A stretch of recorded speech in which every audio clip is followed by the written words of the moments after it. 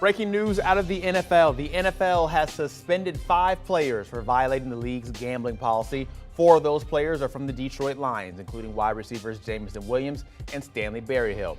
They were given 6-game bans, but meanwhile, Lions players CJ Moore and Quintez Cephas were released by the team after being suspended for at least the upcoming season. Washington Commanders defensive lineman Shaka Toney also suspended indefinitely. The league says they found no evidence indicating that inside information was used or any game was compromised. The Lions putting this tweet out shortly after the news breaking and saying that they have released Quintez Cephas and CJ Moore. Their general manager Brad Holmes said in a statement, "We are disappointed by the decision-making demonstrated by Stanley and Jameson and will work with both players to ensure they understand the severity of these violations and have clarity on the league rules moving forward." We now welcome in our lead NFL insider, Jonathan Jones. And JJ, first, your reaction hearing this news come out right here on this Friday. Well, this is now, if you count up these 5, this is now up to 7 players since the Supreme Court struck down PAPSA in 2018 that essentially made sports betting legal among the states that want to legalize it.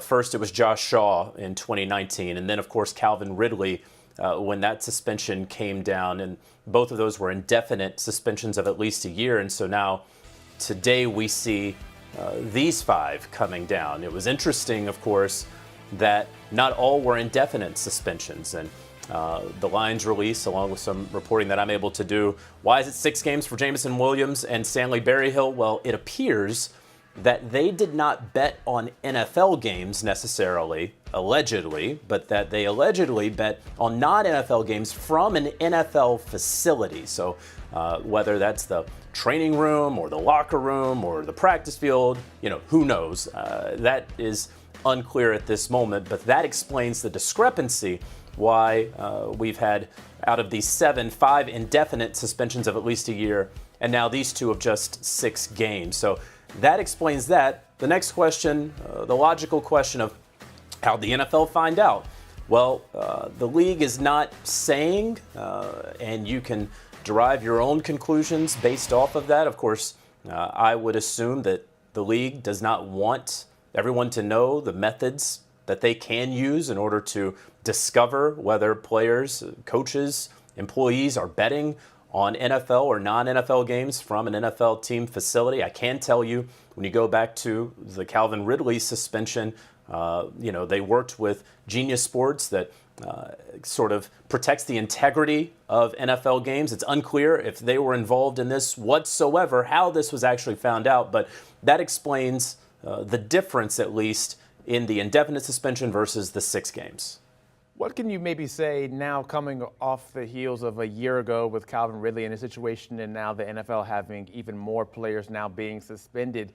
How much do these situations differ, and what exactly can you tell us more about these? Well, I can tell you that all players go through these seminars where they are instructed very, very clearly not to bet on NFL games.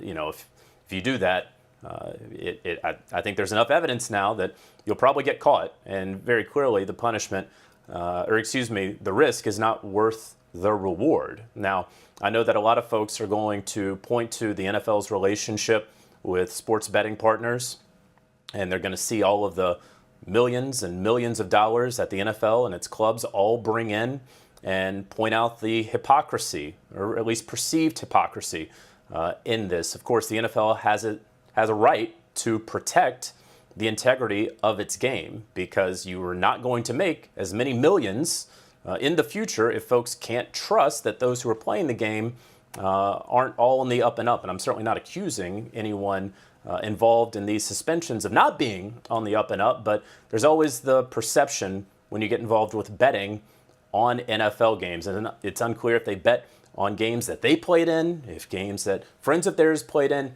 all unclear. But that's the whole point of all of this. I'll leave the discussions around perceived hypocrisy to others. But, the NFL, ever since 2018, since PAPSA was struck down by the Supreme Court, they have been forced to take sports gambling very, very seriously. And some folks have called it a bit of the Wild West. Everyone's trying to get their arms around it. Everyone wants money from it. But of course, with that comes integrity issues as well. And so that's what we're seeing right now.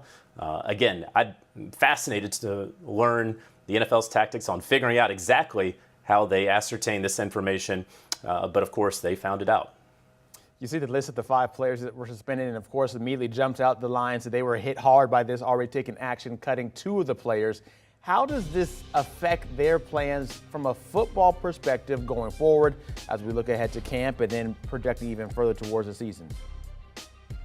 Well, we can look at the draft, for example. I mean, the Lions are picking 6 and they're picking 18 right now in the NFL draft. I don't think, in fact, I'd be hard-pressed to believe that they're going to change what their plans are at 6, considering the wide receiver class is a little weak in this upcoming draft. But look, Jameson Williams, coming off the ACL last year, having a fantastic spring by all accounts over there. There was a lot of excitement about him, and so now you're going to be without him for the first 6 games of the season. You lost DJ Shark in free agency. He went to the Carolina Panthers. They were able to sign Marvin Jones. They still have Amon-Ra St. Brown, Khalif Raymond, Josh Reynolds. So they have some guys, but they're going to need some depth. That's what Quintez Cephas was. Stanley Berryhill, if he was going to make the team, is a question anyway, but you're going to need to get some wide receiver help. And so I'm not changing anything for a mock for the Detroit Lions at 6. As you get down a little further, maybe that impacts them at 18. They still have plenty of other picks in the top 90 or so, and so you could certainly foresee them going after a wide receiver a little bit later on, maybe on Friday, whereas this was not necessarily a need for them. Now it becomes one, at least from a depth perspective.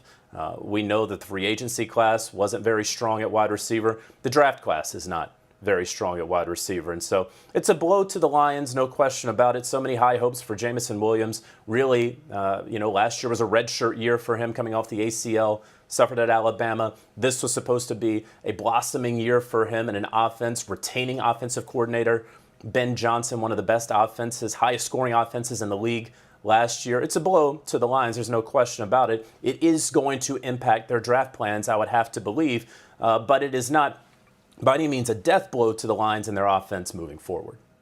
Jameson Williams played in just 6 games last season, coming off of that ACL tear, and now gets a 6-game suspension to start this upcoming season. He's our lead NFL insider, Jonathan Jones. Jonathan, thank you so much for joining us. Make sure you check out the Pick 6 podcast for all of your football needs and analysis. Their latest episode's out. They're talking about Brock Purdy, the Eagles, and of course, getting ready for the NFL draft, which is just days away. Like and subscribe to that for all of your audio listening needs. The NFL suspending 5 for violating their league's gambling policy. Do you want a sports network that delivers everything that matters about the game? The highlights, the picks, the instant analysis, no yelling, no fake debates, no politics. Hit the subscribe button and never miss a moment.